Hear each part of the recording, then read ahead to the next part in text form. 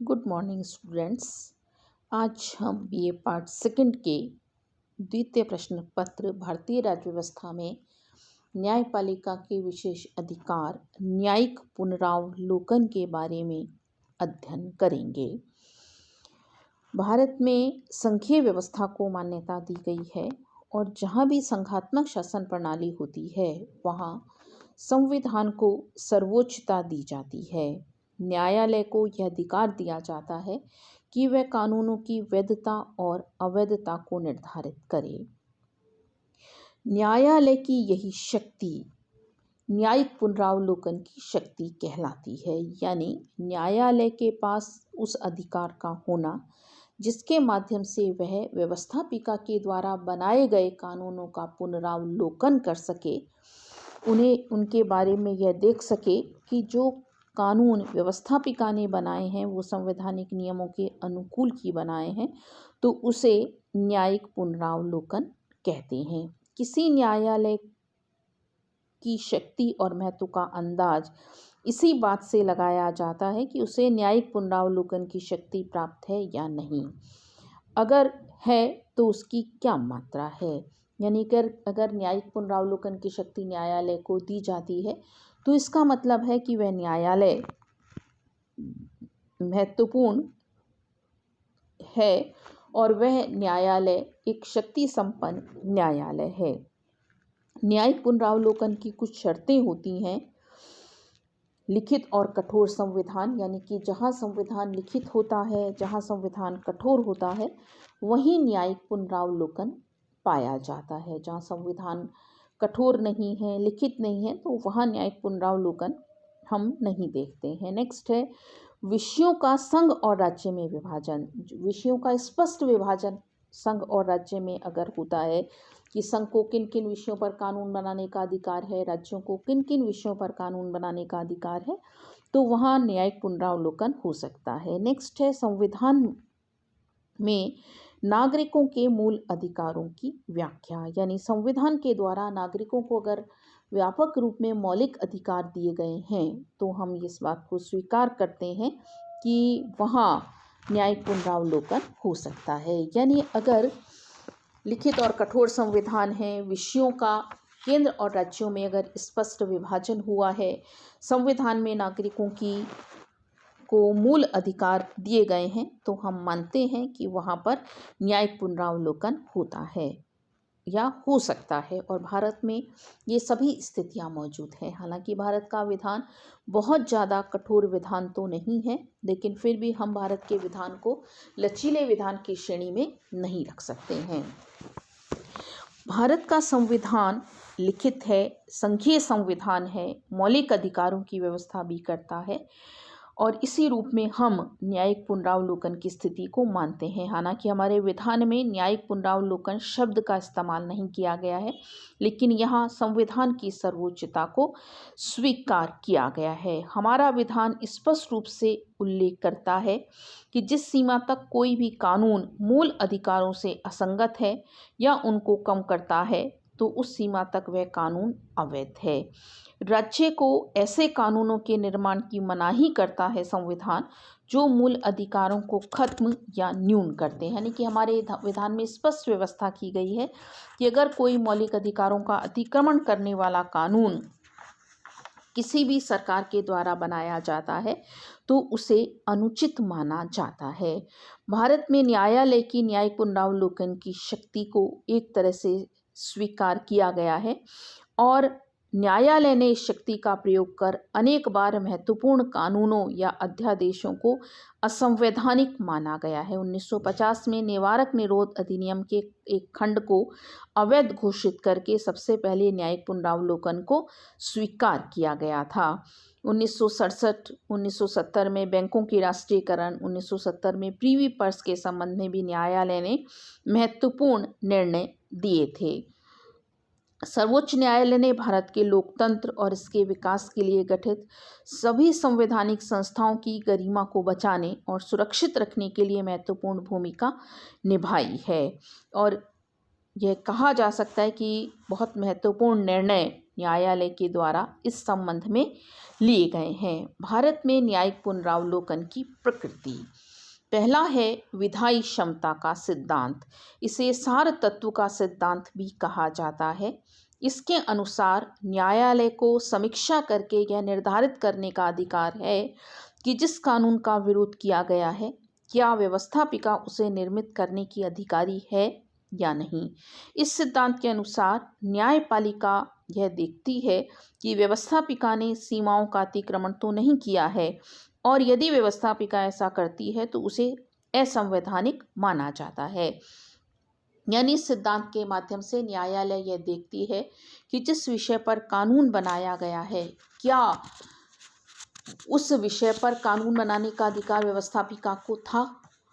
कहीं ऐसा तो नहीं कि व्यवस्थापिका को अधिकार ही ना हो और व्यवस्थापिका ने उस विषय पर कानून बना लिया हो। दूसरा है पृथक्करणीयता का सिद्धांत। इस कानून के अनुसार न्यायालय को कानून के वैध और अवैध भागों को पृथक करने का अधिकार है। यदि कानून का कोई एक खंड या एक अंश असंवैधानिक होता है तो उसी खंड को न्यायालय अवैध घोषित कर सकता है। तीसरा सिद्धांत है उत्तरोत्तर व्याख्या का सिद्धांत। भारत में न्यायिक पुनरावलोकन की प्रकृति समय की गति, नवीन तथ्यों और परिस्थितियों पर निर्भर करती है। सामान्यतः न्यायालय अपने पूर्व के निर्णयों को रद्द नहीं करता है, पर नवीन तथ्यों के आने पर पूर्व के निर्णयों को रद्द किया जा सकता है। यानी जैसे हम मानते हैं कि समय गतिशील है, तो अपने पूर्ववर्ती निर्णयों को भी वह रद्द कर देती है। और इस संबंध में यह माना जा सकता है कि अगर उसे लगता है कि जो पूर्व में निर्णय लिया गया वो सही नहीं था, तो उसको भी वह गलत या उसको भी वह रद्द कर सकती है। संवैधानिक भावना का सिद्धांत। इस सिद्धांत के अनुसार न्यायालय प्रतिबंधों के औचित्य का निर्धारण करती है, अर्थात कार्यपालिका मौलिक अधिकारों पर जो प्रतिबंध लगाती है वे प्रतिबंध उचित हैं या अनुचित हैं, इसके बारे में भी न्यायालय के द्वारा निर्णय लिए जाते हैं। नेक्स्ट है संवैधानिक परिकल्पना का सिद्धांत। संवैधानिक परिकल्पना के सिद्धांत के अंतर्गत न्यायालय के द्वारा इस बात को देखा जाता है, न्यायालय यह मानकर चलता है कि व्यवस्थापिका अपनी शक्तियों का उल्लंघन नहीं करती है और यदि संविधान के विरुद्ध करती है, तो इसलिए जब कभी भी कानून की संवैधानिकता को चुनौती दी जाती है तो न्यायालय उसे तब तक अमान्य और असंवैधानिक नहीं बनाती जब तक इस संबंध में असंवैधानिकता निश्चित और निर्विवाद ना हो।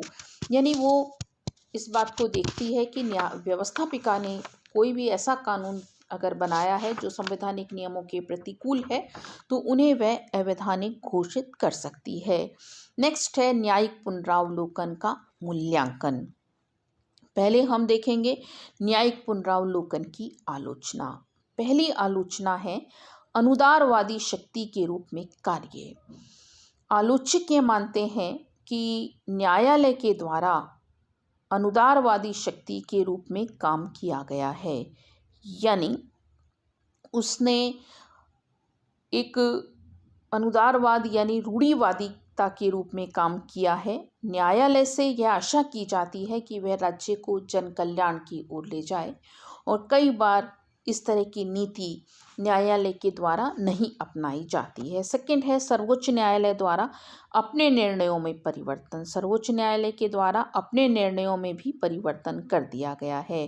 जैसे उत्तरोत्तर व्याख्या के अंतर्गत पहले कोई और निर्णय दिया, बाद में कोई और निर्णय दिया गया। जैसे एक बार ये कहा गया कि मौलिक अधिकारों में संशोधन का अधिकार संसद को नहीं है, बाद में कह दिया गया कि नहीं, मौलिक अधिकारों में संशोधन का अधिकार संसद को है। तो यानी कहने का मतलब है कि न्यायालय के द्वारा अपने ही निर्णयों को बदल दिया जाता है। नेक्स्ट है संवैधानिक सीमाओं का अतिक्रमण। आलोचक मानते हैं कि न्यायालय कई बार अपनी संवैधानिक सीमाओं का भी अतिक्रमण करते हैं, जो कि संविधान निर्माता नहीं चाहते थे कि संवैधानिक सीमाओं का अतिक्रमण करें।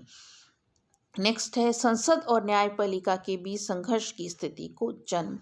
जब न्यायपालिका संसद के द्वारा बनाए गए कानूनों को असंवैधानिक घोषित कर देती है, तो ऐसी स्थिति में कई बार इन दोनों अंगों के बीच तनाव की स्थिति दिखाई देती है, जो कि एक लोकतंत्रात्मक व्यवस्था के लिए अनुचित है।